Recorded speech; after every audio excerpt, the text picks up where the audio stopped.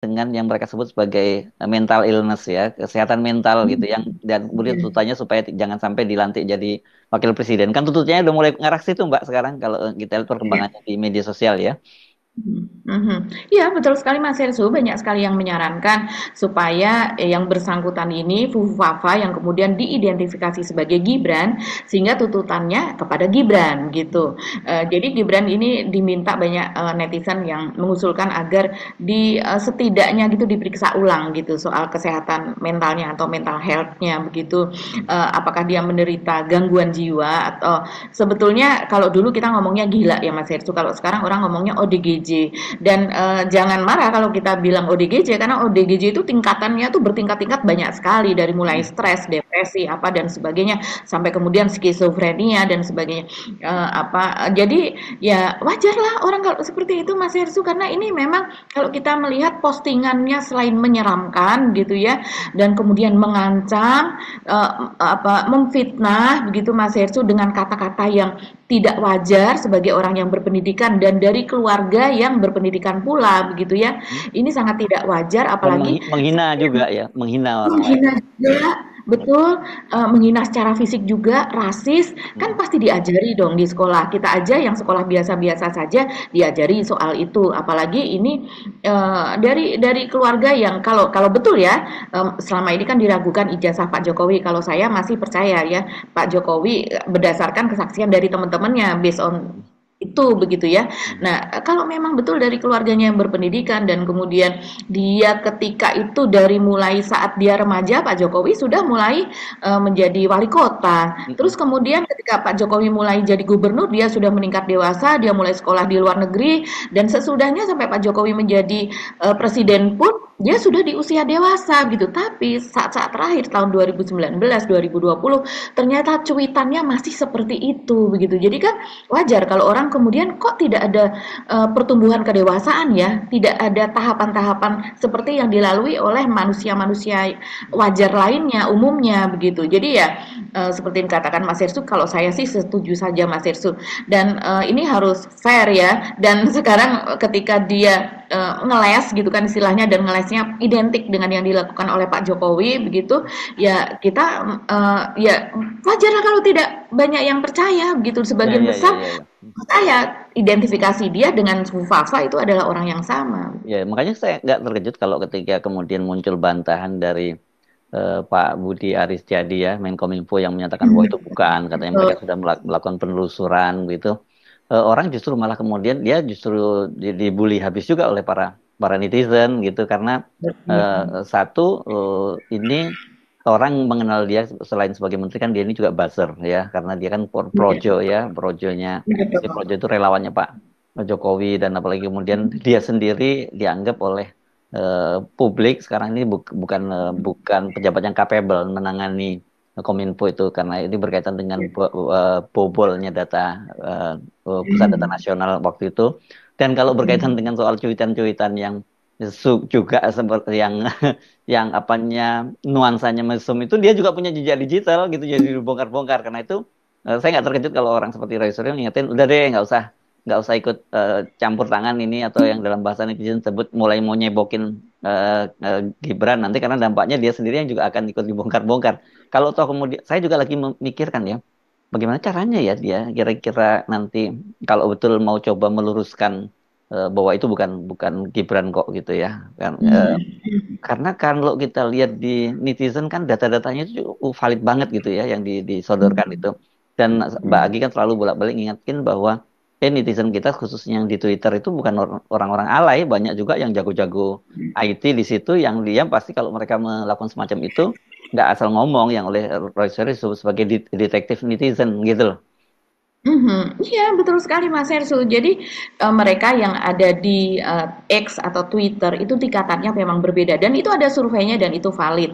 Jadi mereka banyak sekali profesor di situ, doktor dan mereka akhirnya terbentuk komunitas. Jadi secara misalnya banyak sekali anak-anak yang apa Korea minded gitu ya, yang memang penyuka budaya Korea, baik itu musik maupun film, itu mereka otomatis mereka memiliki komunitas itu terbentuk berdasarkan saling memfollow, saling mengikuti begitu kan, sehingga ketika salah satu mencuit maka kemudian akan ramai seperti itu dan terbentuklah itu trending topik begitu.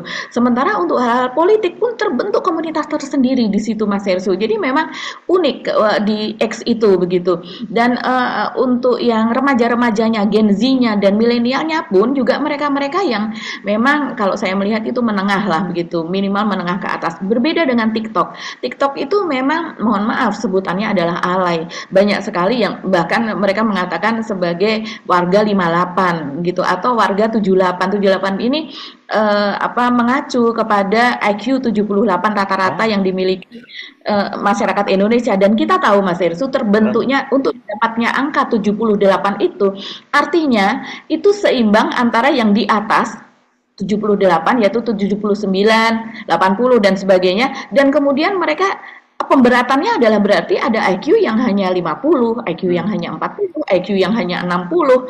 Itu untuk untuk Asia saja itu termasuk yang rendah begitu. Ada berapa negara yang paling rendah dan itu termasuk Indonesia untuk rata-rata tersebut.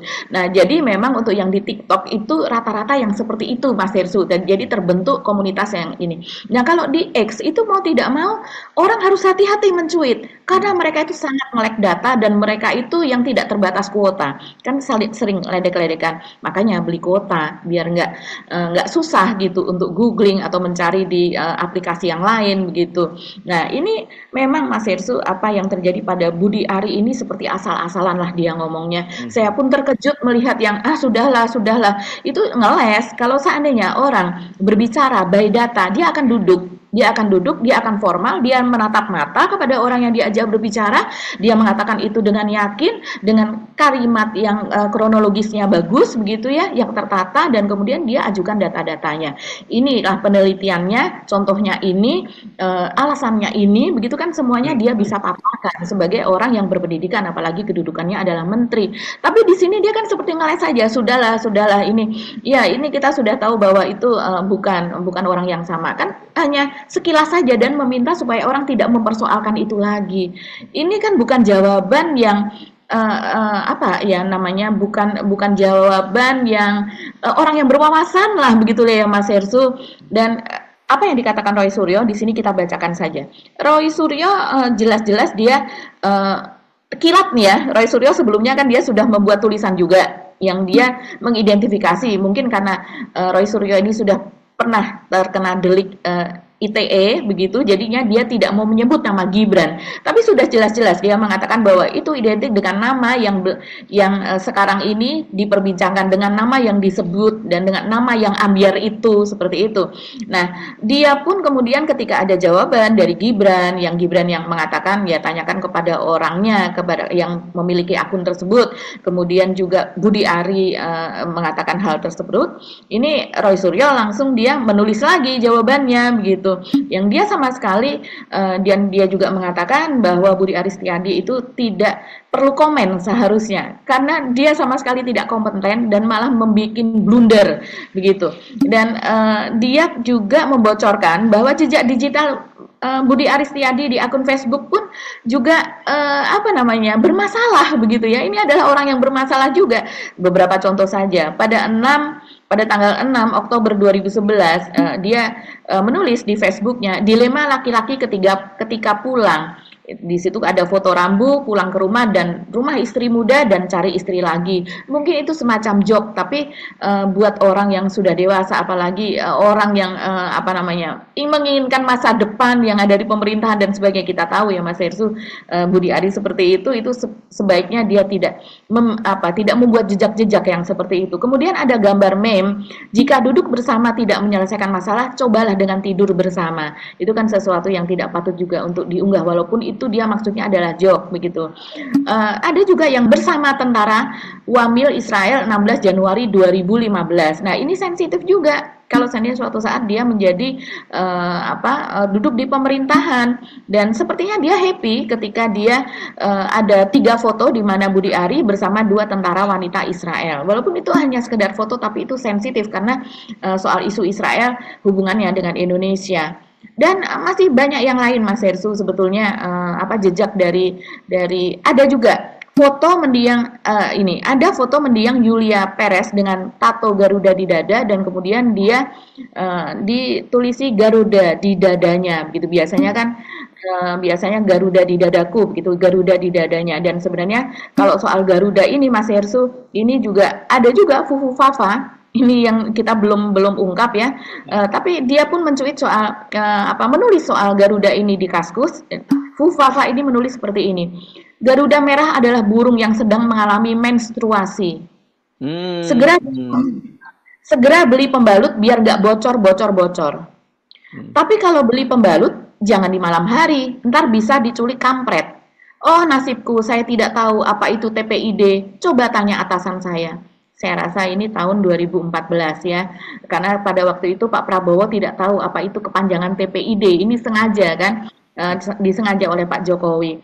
Dan kemudian Garuda Merah adalah lambang dari Partai Gerindra. Dan menurut dia kalau Garuda ya mungkin tidak merah. Kalau Garuda merah berarti menstruasi.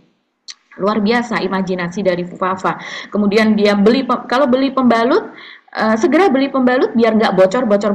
Karena Pak Prabowo ketika sekretarisnya seringkali mengatakan keuangan kita, anggaran kita itu bocor. Kalau tidak bocor kita bisa membiayai ini, bisa membiayai itu kan seperti itu. Sehingga mohon maaf seringkali waktu itu oleh lawan politiknya disebut sebagai prabocor gitu. Jadi sering diledek. Jadi ini jelas ini ditujukannya kepada Pak Prabowo. Tapi kalau beli pembalut jangan di malam hari, entar bisa diculik kampret. Nah ini mengacu juga kepada tuduhan penculikan kepada Pak Prabowo. Ini dianggap oleh sebagian besar netizen ini juga merupakan suatu pelecehan begitu terhadap lambang negara kita, Mas Hersu. Ini memang orang yang bermasalah, kemudian diklarifikasi oleh orang yang bermasalah. Ya hancur jadinya. Ya. Nah, tapi kalau kita lanjutin ya, ngomongin soal Pak Budi Ari, ini kan bukan hanya soal Fufu Fafa yang dia komentari juga, ini soal Kaisang juga ya, dan Kaisang dan Erina. Ini juga itu ramai juga kan Mbak Agi karena dia menyatakan bahwa dia itu Erina pergi ke Amerika itu kan dalam kondisi hamil besar, jadi dia tidak boleh naik kendaraan umum itu dia mengistilahkan gitu kendaraan umum dan saya jadi teringat juga sebelumnya itu juga Noel Ebenezer. Ini kan juga dulu Jokowi mania, sekarang jadi Prabowo mania itu dia menyatakan bahwa dia mendengar itu bukan gratifikasi, bukan juga nyewa, tapi itu dia nebeng aja karena kebetulan ada temannya yang pergi ke Amerika menggunakan pesawat pribadi, jadi dia diberi tebengan. Nah ini juga kelihatannya mulai coba-coba mereka menghilangkan jejak, tapi yang nggak masuk akal gitu loh penjelasannya. Iya, kalau kita melihat flashback gitu kembali kepada konten kita sebelumnya Mas Hersu, itu ada keterangan dari Alvin Lee ketika itu ya Mas Hersu, juga ada keterangan dari pengamat penerbangan yang lain, saya lupa namanya. Disebutkan di situ bahwa selama di Amerika ada jejaknya kemana saja pesawat tersebut mendarat. Jadi misalnya pesawat itu ada di mana ketika itu ya di Nevada ya, di Las Vegas begitu ya, terus kemudian dia ada di California begitu kan, terus dia ada di mana lagi saya lupa kota-kotanya begitu. Philadelphia juga ya, dia pernah juga ke Philadelphia. Ya betul, ke Philadelphia juga begitu. Nah artinya ini apa ya Mas Hersu? Apakah kalau dikatakan dia nebeng, loh nebengnya kok ketujuan yang emang diinginkan oleh pasangan tersebut begitu kan? Termasuk nebengnya juga berarti pasangan tersebut menghantarkan dia ke universitasnya universitas tempat Erina akan menempuh pendidikan S2-nya begitu. Ini nebeng tapi dia ngikutin tujuan-tujuan dari yang memang dituju oleh Erina dan Kaisang begitu. Ya, jauh banget tuh, jauh tuh ya. Jadi yang mulai dari West Coast, di kawasan West Coast Amerika, kemudian ke East Coast, kan sekolahnya di sana di bawah New York ya. Sekolahnya itu di kawasan, kalau di Amerika di East Coast gitu ya. Betul. Jadi ini kan kita pernah bilang ini seperti taksi terbang ya, mengantarkan dia ke pusat perbelanjaan, kemudian ke pelabuhan ke Dermaga gitu yang memang terkenal di sana, kemudian belanja kereta bayi, kemudian mereka jalan-jalan apa dan sebagainya begitu. Ya rasanya kalau seandainya ini mereka bukan nebeng, tapi kalau betul ada pemilik pesawat di dalam pesawat yang sama tersebut begitu yang kita identifikasi sekarang kan kakaknya ada di pesawat yang sama karena bahan kokpit pesawat begitu, yang biasanya itu kita tidak boleh masuk ke situ sehingga orang yakin itu adalah pesawat pribadi sehingga si penumpang boleh ke kokpit. Itu kan diunggah oleh kakaknya Erina, Mas Irsu. Sementara kalau untuk jendela itu diunggah oleh akunnya Erina begitu. Nah, jadi kemungkinan kakaknya juga ikut di pesawat tersebut. Tapi kalau seandainya memang si pemilik pesawat juga ada di pesawat tersebut, nah artinya dia nganterin dong. Kalau nganterin bukan nebeng dong, Mas Irsu Iya, gitu. kalau Nah, nebeng kalau cuma ikut turun di jalan ya kalau nebeng itu ya. nah, itu turun di jalan. Kalau dia nganterin kemana-kemana sesuai dengan tujuan yang dikehendaki, itu namanya gratifikasi begitu. Pasti ada maksud di balik itu. Masa ada orang ngasih 8 miliar untuk ongkos perjalanan begitu saja. Belum lagi itu ongkos buat landing, ongkos parkir apa dan sebagainya. Mungkin jauh lebih besar lagi dari itu.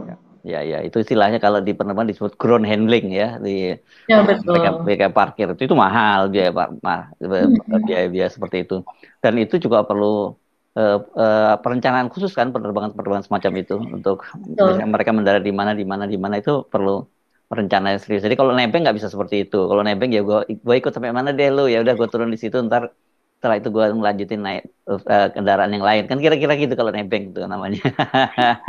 Jadi memang ada upaya-upaya semacam itu karena sekarang ini betul-betul mereka tidak menduga bahwa di akhir masa jabatan Pak Jokowi yang kelihatannya kemarin sangat perkasa banget bisa ngatur semuanya itu tiba-tiba semua skenario kan tanda-tandanya berantakan semua ini Mbak Agi ya sekarang ya yang orang sering menyebutnya sebagai ambyar dan pintu masuknya itu kemudian anak-anaknya Pak Jokowi kan yang jadi pintu masuk justru malahan yang saya kira mungkin mereka tidak akan menduga seperti itu kalau kemudian yang bergerak itu kalau kemarin misalnya ketika menolak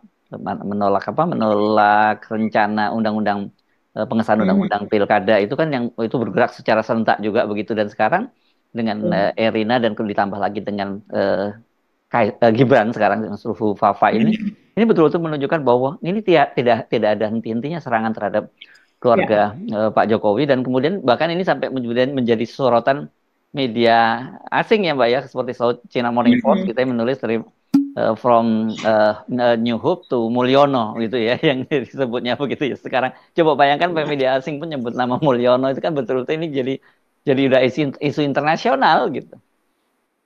Iya, luar biasa ya, sampai kemudian dijelaskan juga bahwa Mulyono itu adalah birth name-nya, nama lahirnya begitu. Dan tapi sekarang ketika orang menyebut Pak Jokowi sebagai Mulyono, maka itu adalah to humiliate him Ya, gitulah. ya, ya. Untuk apa namanya? Ya pokoknya Ya tidak menghancurkan nama baik dikenal begitu ya, begitu. Jadi ya ini nasib Pak Jokowi ya, tapi saya rasa ini bukan datang dari masyarakat, tapi justru diundang oleh perilaku mereka sendiri begitu. Iya kan Mas Hersu? Dan ini saya rasa ini adalah skenario dari Allah ya Subhanahu wa taala. Yes. Karena mungkin juga dahsyatnya dari sholawat asgil gitu, karena memang kan saya percaya itu loh Mas Hersu ketika orang marah tapi dia tidak berdaya. Kemudian mereka akhirnya menempuh jalur langit begitu. Saya tidak berdaya ya Allah, tapi apa yang harus saya lakukan saya lantunkan saja sholawat asgil begitu agar mereka yang bermasalah ini berpolemik dengan mereka yang bermasalah juga dan mereka akhirnya juga malah mengumbar keburukannya sendiri tanpa kita harus mencari-cari begitu. Nah, inilah yang terjadi sekarang pada keluarga Pak Jokowi. Ya mestinya mereka ya harus sadar begitu ya. Nggak usah ngeles-ngeles lah. Percuma ngeles karena memang sudah sudah sangat-sangat terbuka dan ini malah menimbulkan kemarahan. Hari ini Mas Hersu itu yang menjadi trending topik adalah Erina dan hamil. Kenapa? Karena ngelesnya nggak bermutu Pak Budi Ari itu begitu. Ya coba ini saya lihat saja. Orang akhirnya kan melihat bahwa apa yang dikatakan oleh Pak Budi Ari itu sangat-sangat tidak ilmiah karena orang akhirnya mencari apakah betul kalau udah usia 8 bulan itu tidak bisa naik pesawat. Oke, ternyata memang betul kalau menurut saya si Mas Hersu itu pada kehamilan bermasalah. Tapi pada kehamilan yang tidak bermasalah, misalnya ini pada websitenya Mayo Clinic. Mayo Clinic ini ada di luar loh ya. Amerika itu ya. Ada di Amerika. Jadi ini di website www.mayoclinic.org. Tapi ini sudah langsung diterjemahkan oleh Google Translate. Di situ saya bertanya, bisakah wanita hamil 8 bulan bepergian dengan pesawat? Dijawab oleh ada artikel Mayo Clinic yang sudah dipublish.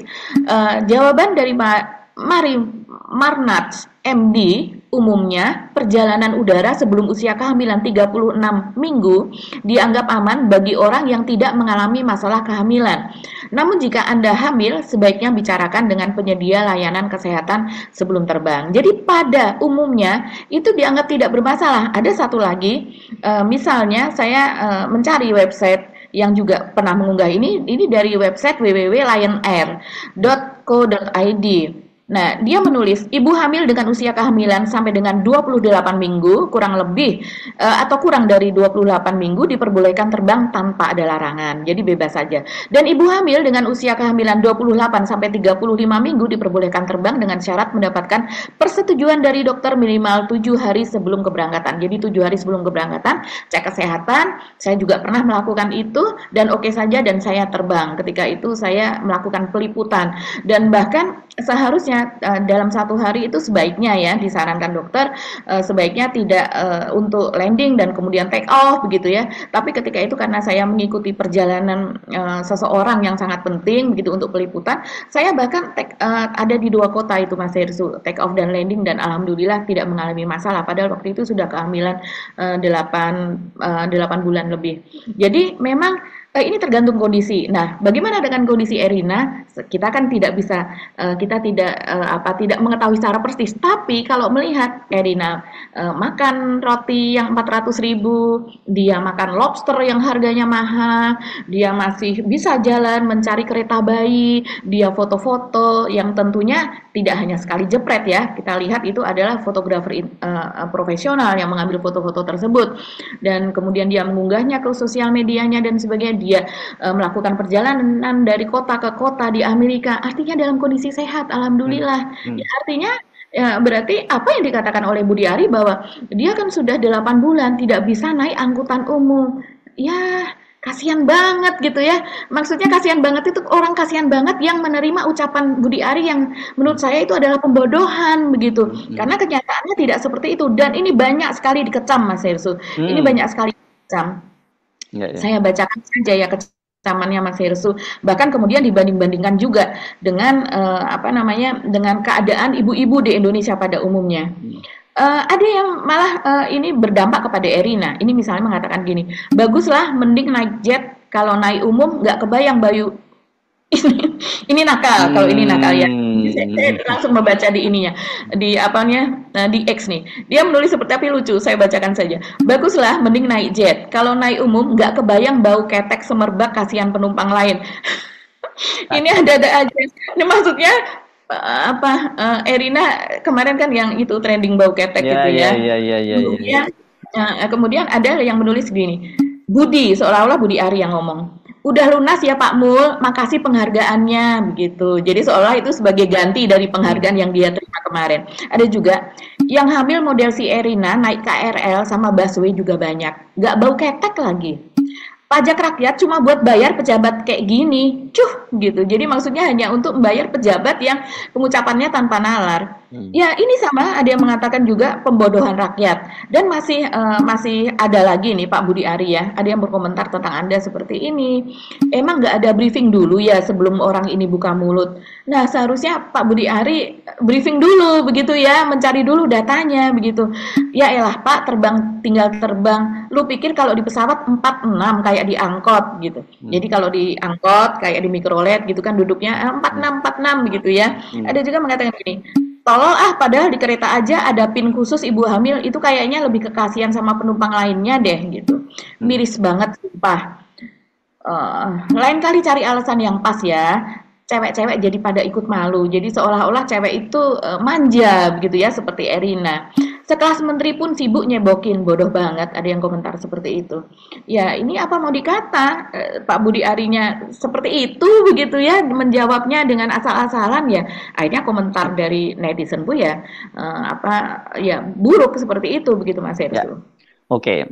Tapi saya kira ini ya, kalau tadi saya menyinggung bahwa Pak Jokowi itu seolah-olah sekarang nggak sibuk dengan keluarganya, tapi sebenarnya ternyata diam-diam Pak Jokowi itu juga masih terus cawe-cawe juga ya, kalau kita lihat, karena hari ini kan Pak Jokowi juga secara enggak seperti nggak terlalu terkejut juga, tapi sebenarnya juga cukup mengagetkan, bukan mengejutkan, tapi mengagetkan melantik Menteri Sosial. Padahal kan masa jabatan itu tinggal 1 bulan begitu, dan seharusnya memang ada 2 pejabat yang digantikan, ada Pramono Anung dan Menteri Sosial Tri Risma hari ini.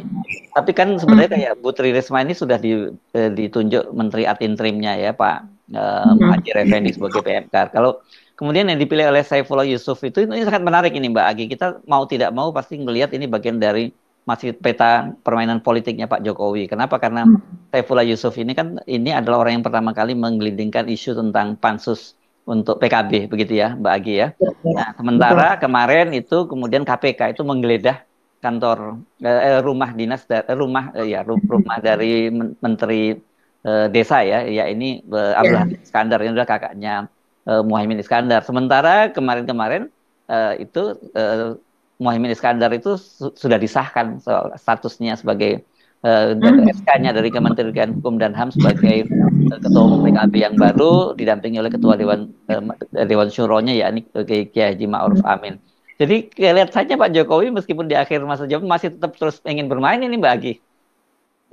Iya, kalau kita lihat seperti itu ya Mas Hersu, di last minute detik-detik terakhir rupanya rasa kesalnya kepada Cak Imin itu masih masih tebal begitu ya, sehingga ingin ngerjain begitu. Kalau saya lihat sih demikian ya Mas Hersu, apalagi kita tahu dari Ketua Umum PBNU dan juga dengan jajarannya petingginya di PBNU ketika itu kan diterima juga oleh Pak Jokowi dan kemudian dan mereka juga merencanakan untuk melakukan muktamar ulang begitu ya. Muktamar apa namanya Mas Hirsu? Ulang lah pokoknya ya. Dan melihatnya sebagai muktamar luar biasa, walaupun belakangan kemudian katanya mundur dan menunggu instruksi dari PBNU. Nah, sementara kita lihat, saya kok tidak mendengar ya bahwa sudah diterima atau belum tuh Ketua Umum PBNU oleh Pak Prabowo. Ketika itu kan memang Cak Imin menemui Pak Prabowo untuk mengundang muktamar di Bali. Tapi kemudian memang muktamar di Bali itu bersamaan dengan demo besar-besaran yang ada di Jakarta juga begitu, sehingga Pak Prabowo hanya mengirimkan wakil ke sana, dan kemudian juga dari wakil presiden yang justru ke sana begitu. Sebetulnya Pak Jokowi juga diundang, tapi sepertinya tidak. Kita sudah tahu dari awal Pak Jokowi tidak akan datang ke sana begitu. Dan cukup ramai di sana karena kemudian pecalang di sana juga merasa terganggu begitu pariwisatanya di sana dengan kedatangan Banser dan juga Pagar Nusa atau apa kalau tidak salah pencaksilatnya di BNI itu. Terus kemudian mereka diusir lah begitu, disuruh pergi dari sana padahal mereka tadinya mau sampai tanggal 25 atau 26, jadi selama dari tanggal 21 kalau tidak salah. Jadi memang ini tarik-menarik kekuatan begitu ya, dan seperti kata Mas Hersu, sementara dari pihak Pak Jokowi sepertinya mengamini adanya muktamar luar biasa atau muktamar ulang begitu, dan juga pemeriksaan terhadap menterinya. Saya rasa ini juga pasti diketahui dan diberitahukan lebih dulu kepada Pak Jokowi sebagai presiden, kalau tidak melangkahi dong ya. Dan ternyata digeledah rumahnya begitu Abdul Halim Iskandar, yaitu kakak dari Cak Imin. Dan sementara dari pihak Pak Prabowo sendiri, Menkumham itu kan orang Gerindra begitu ya. Yang ada di Balek begitu, orang Gerindra ada di Balek, dan kemudian mengesahkan kepengurusan dari Cak Imin, termasuk di dalamnya ada Ma'ruf Amin. Dan ya setelah itu kita lihat saja pergerakan yang ada di Pansus. Ternyata di Pansus kan dahsyat ya Mas Hersu. Cuman kita tidak sempat juga untuk mengkontenkan, tapi saya rasa teman-teman off the record juga ikutilah karena seru gitu. Dan terakhir kemarin memang ada sidak ya, langsung ke Kemenak tanpa ada pemberitahuan sama sekali, dan kemudian di situ ditemui jejak-jejak digital, berkas-berkas begitu, pengalihan dari kuota yang memang yang paling banyak dipersoalkan soal itu, bagaimana 8.400 kuota yang seharusnya untuk haji reguler dialihkan kepada ONH plus begitu atau haji khusus. Nah, ini juga dirjen-dirjen yang sudah dipanggil oleh Pansus itu, kalau kita lihat itu mereka loyo, tidak bisa menjawab. Dicecer seperti apa? Mereka hanya mengatakan siapa yang memerintahkan. Mereka mengatakan ya kami ini kan hanya pelaksana, jadi yang memerintahkan yang di atas. Ya siapa yang di atas? Sebutkan nama. Mereka tidak berani sebutkan nama, tapi kita tahu kalau yang namanya dirjen bawahannya siapa? Dirjen bawahan menteri begitu. Nah, menteri bawahan presiden. apa iya langsung presiden memerintahkan? Ini kan kalau menurut saya sejauh ini saya lebih percaya kepada Pak Jokowi. Pak Jokowi tidak mungkin memerintahkan itu, orang kepresnya itu dari Pak Jokowi. Kan hasil dari apa namanya raker yang ada di DPR yang memutuskan bahwa 8% itu untuk haji khusus, baru selebihnya adalah semuanya untuk haji reguler. Itu adalah alokasi untuk penambahan jumlah kuota haji yang 20.000 tersebut. Dan itu dibuat dalam bentuk kepres oleh Pak Jokowi. Jadi artinya apa, ini sebetulnya Menteri Agama melangkahi ya kepres apa instruksi dari Pak Jokowi. Dan sekarang dia sudah 2 kali pemanggilan dia mangkir. Dipanggil sebagai saksi begitu. Karena harus diperiksa semua dirjennya sudah. Dan yang paling memalukan pemanggilan yang terakhir, pemanggilan yang pertama dia tidak datang. Pemanggilan yang kedua, kabarnya menurut Marwan Jafar, yaitu anggota Pansus, diberikan pada hari Senin undangan tersebut supaya hari Selasa bisa datang. Tapi ternyata jawabannya adalah Menteri Agama Yakut Khalil Kaumas itu berada di Samarinda mengikuti MTQ yang saat ini memang sedang berlangsung di sana. Tapi ternyata bocor, Mas Hersu, surat undangan di dalam intern Kementerian Agama itu sendiri, yaitu dari Sekjen kepada Menteri dan kepada semuanya yang terkait, undangan untuk melakukan rapat intern di Kementerian Agama sendiri pada sore hari Selasa kemarin. Itu bocor ke Pansus dan ternyata Menteri Agama ada di Jakarta. Dia malah mengadakan rapat bersama semua eselon 1 dan juga staf khususnya begitu. Jadi ini sebetulnya ada di Jakarta tapi dia tidak bersedia menghadiri Pansus dan dia membohongi Pansus dengan mengatakan dirinya tidak berada di Jakarta. Ini kan memalukan sekali. Ini tabiat seorang menteri dan menteri agama. Mungkin kalau ini menteri pertanian yang kita akhirnya tahu karakter menteri pertanian yang sekarang sedang bermasalah itu seperti apa begitu ya. Ini menteri agama loh, kok bisa melakukan pembohongan seperti itu dan pembohongannya kepada DPR gitu. Nah, ini akhirnya dari Pansus sendiri yang terakhir ini Marwan Jafar mengatakan bahwa kalau mangkir lagi ketiga kalinya maka sesuai dengan undang-undang tentang MPR, DPR, DPD, DP dan DPR yaitu undang-undang MD3, maka panggil ketiga kali dan kalau perlu kita menggunakan polisi untuk memanggil secara paksa. Jadi iya, seru ini. Minggu-minggu ini harus maraton kita undang karena waktunya semakin mepet. Karena akan tinggal 3 minggu lagi kita pelantikan. Jadi 3 minggu lagi itu sudah berganti. Jadi sebelum 3 minggu ini harus sudah selesai, sudah ada hasilnya, Mas Hersu. Sepertinya ini mengulur-ngulur waktu nih pihak Yakut, ngulur-ngulur waktu sampai waktu itu selesai begitu. Ya kalau permainan bola dia nendang-nendang bola keluar terus ini. Dan itu bisa di kartu merah itu oleh wasit kalau terjadi semacam itu. Kita tunggu ini seru. Jadi tapi tetap saja ternyata Pak Jokowi sampai menjelang akhir masa jabatannya juga terus melakukan manuver ya, yang tadi kita sebut tadi gerakan melantik Saifullah Yusuf menjadi menteri dan kemudian KPK yang tiba-tiba menggeledah rumah dari kakaknya Caimin. Ya kita nggak bisa melepaskan bahwa itu bukan semata-mata soal hukum gitu. Pasti itu ada kaitannya dengan masalah politik kan gitu. Ya. Betul sekali. Dan kemudian kita melihat bagaimana langkah para anggota DPR di dalam pansus tersebut. Semua kalau saya perhatikan dari Koalisi Indonesia Maju, yaitu dari Golkar, kemudian dari Gerindra sendiri, dari PAN, itu semuanya keras, Mas Hersu. Mereka menginginkan bahwa ini terungkap, betul-betul terungkap, karena memang yang terakhir saja itu ada haji khusus yang membayar itu terbuka, akhirnya terungkap, Mas Hersu, itu sebesar 1,1 miliar. Itu kan bisa haji senilai 1,1 miliar dan kemudian ada juga yang haji baru pemberitahuannya itu berapa hari sebelumnya untuk pelunasan hajinya, begitu haji reguler, sehingga mereka tidak memiliki kesempatan karena kan pelunasannya sekian puluh juta begitu. Dan tiba-tiba itu sudah ada berkas begitu, sekitar 100-an berkas itu ditemukan yang sudah siap untuk kemudian langsung berangkat begitu. Ya artinya memang ada permainan, kalau seandainya ini tidak berangkat maka siapa yang ini ada reguler lainnya begitu kan. Jadi satu itu jelas duitnya duit haram, tapi kemudian pertanyaannya juga hajinya bagaimana tuh orang-orang yang menggunakan jalur seperti itu kan gitu ya Mbak ya. Karena dia kan merampas hak orang lain yang sesungguhnya itu kan, orang tidak punya duit gitu ya. Oke, Mbak Agi, ini makin menarik juga dan kelihatan sekali ternyata Pak Jokowi itu sampai